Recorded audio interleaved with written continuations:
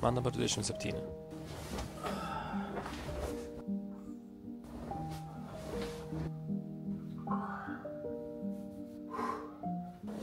Esu introvertas ir visada buvau. Nors ir labai mėgstu bendrauti su žmonėm, tiesiog turiu tam limituotą bateriją ir labai daug laiko noriu leisti vienas tik su savim.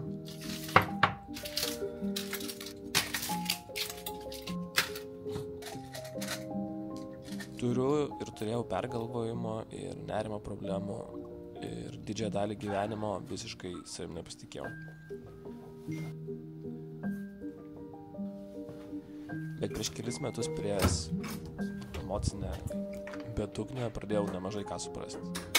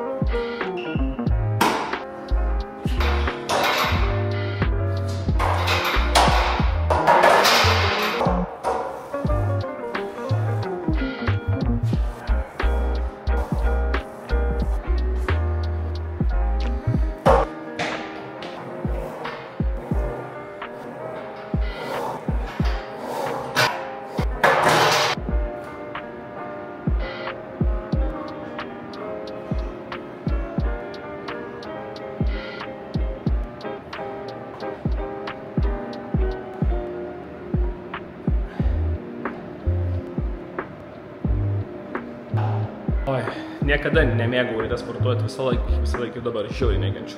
Bet kadangi aš į ofisą neinu gal kokią, labai anksti ir grįžtu kokią 9 vakaro namo, tai 9 vakaro aš jau sportuoti nebenoriu, nes paskui neužmigsiu. Vienintelis pasirinkimas sportuoti ryte.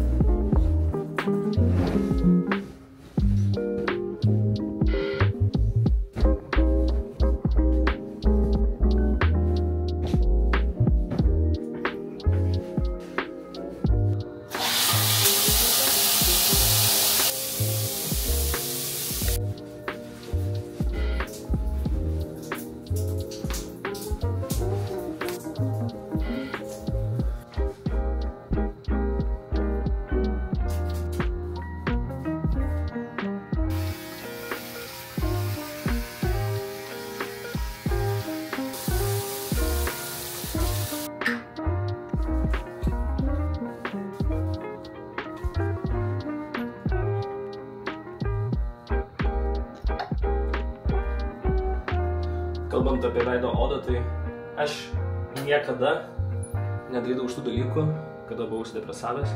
Jeigu aš ryte sugebu užsiimti tokiais dalykais, man tik įrodo, kad aš gerai jaučiuos ir padaro mane gražiu dėl to, kad pasitikėjimas savim yra gražu, o kai mano oda yra nesausa, aš labiau savim pasitikiu. Ką, einam toliau. Labai tikiuosi, kad viską čia ruošiantis pavyks dar išeiti iki kol nepakils saulė. Labai noriu parodyti naktinį saulą. Tai skubam.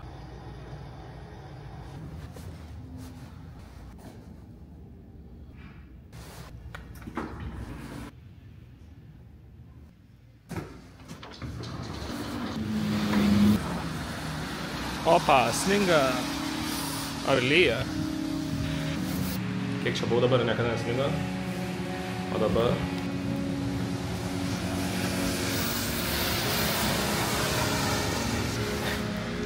Čiu.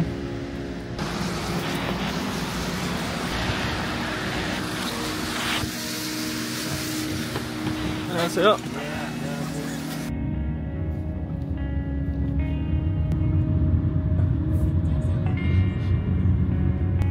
Nu va, naktinio vis tiek nespėjau parodyti. greitas laikas prabėgo. Tiksliau, gal rytinio labiau. Oras labai nekoks, bet kartais visur turi būti nekoks.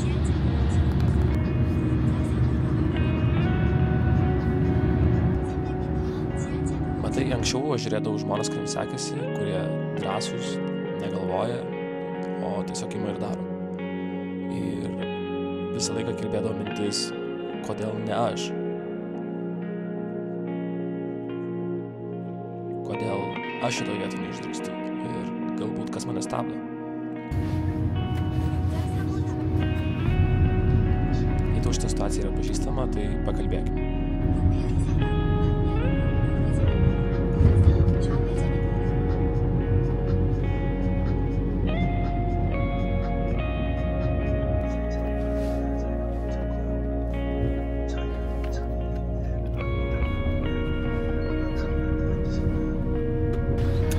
Kas labai patinka man, kad jie visada priekinę sėdynę atnešia į priekį. Visada daug vietos.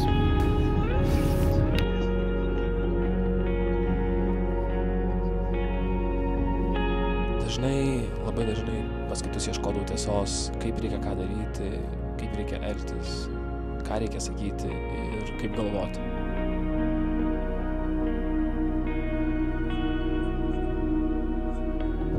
겨울이 왔어요? 모레까지 눈이 내려. 아, 네. Matydamas žmonės ar realybėje, ar internete, kuriais žaviuosi, kuriems sekasi, kurie daro dalykus, kuriuos aš noriu daryti, truputį skaudėdavo. 감사합니다. 안녕히 계세요.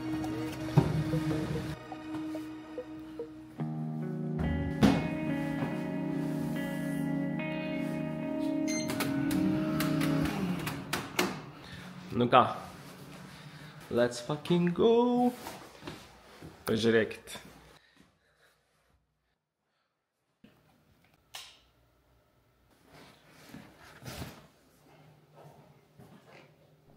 Skaudėdavo matant ir žinant, kad mano smegenys greičiau sugalvos tokį durną pasteisinimą, kodėl aš dabar dar nesu pasiruošęs.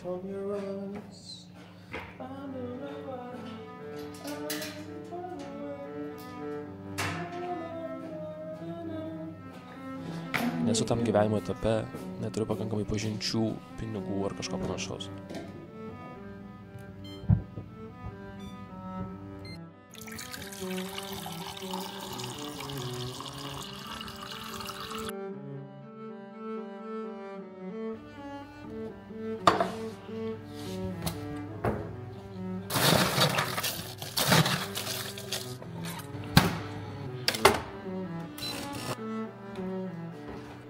Atrodo, kad tie žmonės, jie kažkodėl tiesiog žino, kaip ką daryti.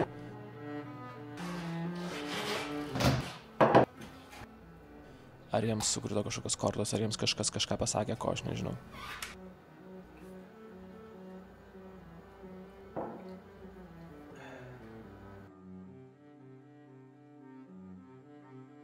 Ir dabar, man viską suprantant, tas žiauriai užknisa, nes tiesa yra ta, kad jie lygiai taip pat nieko nežino. Nieko.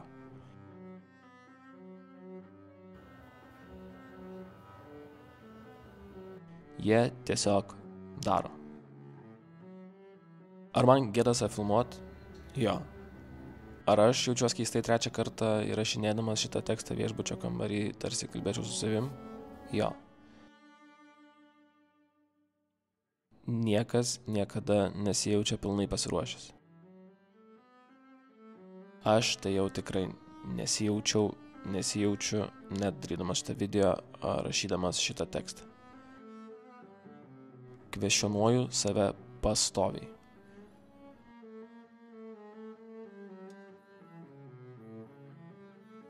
Tai tiesiog žinok, kad jeigu lauksi, kol pradėsi savim pasitikėti, tai nesulauksi. Pasitikėjimas savim reikia susikurti, o ne jo sulaukti. Padarai pirmą žingsnį ir taip tampi pasiruošęs. Bei kad nepasiseks, bei kad atrodysi durnai. Bet, žinok, čia nėra vienintelė tavo baimė. Dabar tiesiog minutei užsimerk. Rimtai užsimerk. Įsivaizduok, kad yra du žmonės. tu po 5, 10 ar 15 metų, kuris taip ir neperlipo savęs, ir kitas tu, kuris jau nuo šiandien pasakė, kad jam užteks, nusispjovė ir pradėjo gyventi taip, kaip tie žmonės, kuriais jisai žavisi. Ir čia realiai nėra tavo vaizduoti, čia yra absoliuti realybė, tik dar neįsiaiškinai, kuriai duosi vairą. Tai tavo pasirinkimas, kuriai baimiai turi pasiduoti. Gali atrodyti, kad tie žmonės nefeilina, bet tiesa yra visiškai atvirkščiai. Jie feilina žymiai daugiau, tiesiog jie tai mato kaip vieną iš proceso dalių, o ne verdiktą. Kuo geriau žmogus varo, kuo daugiau pasiekia, tai tik dėl to, kad jis tiek daug feilina. O jie ilgas skrydis? Ką pagalvos žmonės, jei užkalbins Stepaną ir jį pasakys ne? Ką pagalvos, jei jis atversija, filmuosi, ką galvos, jei pradėsi ginčyti su žmonėm ir kovoti už savo tiesą. Nutiks tai, kad prarasi jausmą, kad turi kažkam kažką įrodyti. Ir galiu pasakyti tik tiek, kad geresnio jausmo gyvenime dar nesuradau. Bet tikiuosi rasiu.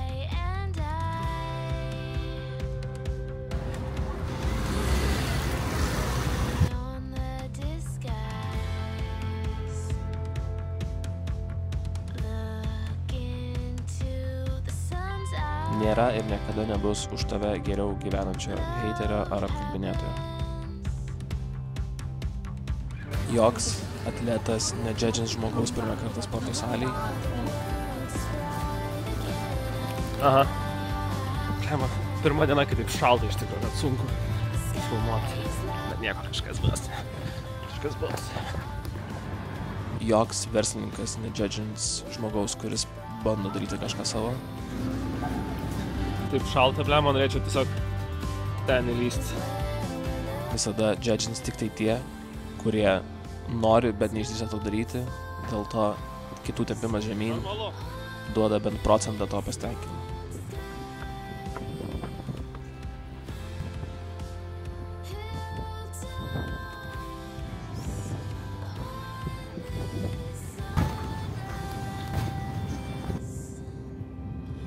Ir jeigu kažkas ir sakys, ką jis čia per nesąmonės daro, kaip jis čia sau leidžia ir panašiai, tai aš tokia ką pasakysiu.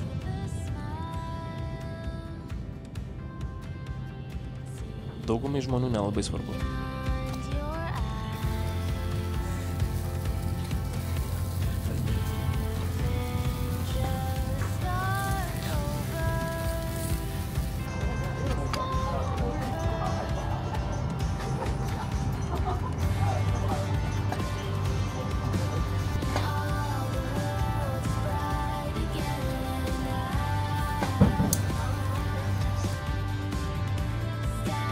Tu dabar tikriausiai žiūri šitą video ir galvoji apie savo gyvenimą, kas gerai, kas blogai, ką reiktų keisti.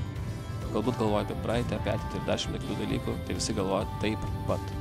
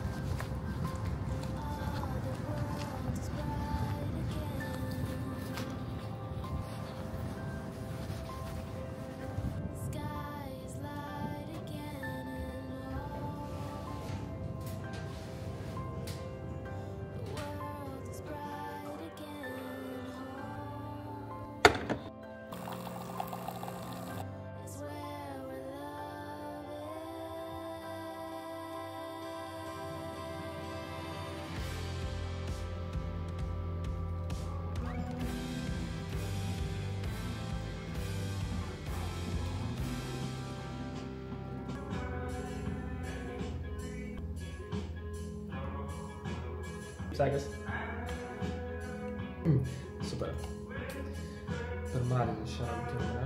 Kartais net taip gerai pajaust kažką blogo, nes tada, kai grįžti į normalų, Jo, grįžti normalų ir supranti. Aš atsimenu, kai vaikystėje sirgdavau, ten kai žiūri gatlės skaudėdavo ar dantis skaudėdavo ir galvodavau, blemba, okei, ten dieve, atsiprašau, aš nevertinau savo gyvenimo tokio, koks jis yra, tiesiog grąžink mane į tai tą paprastą dieną, tipo.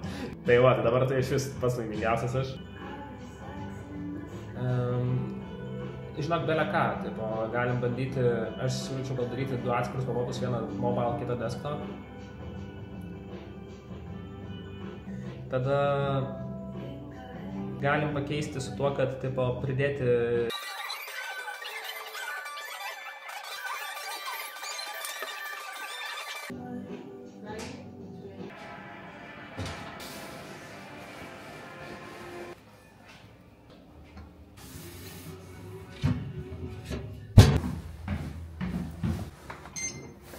Ir pabaigai pasakysiu tau vieną blogą ir vieną gerą žinią. Bloga žinia yra ta, kad metai bėga greitai ir gyvenimas yra trumpas. O gera žinia yra ta, kad dienos yra ilgos ir kiekvieną dieną tu gali iš naujo viską pakeisti. Aš čia parodžiau, kaip atrodo mano diena. Tai kaip atrodys tavo?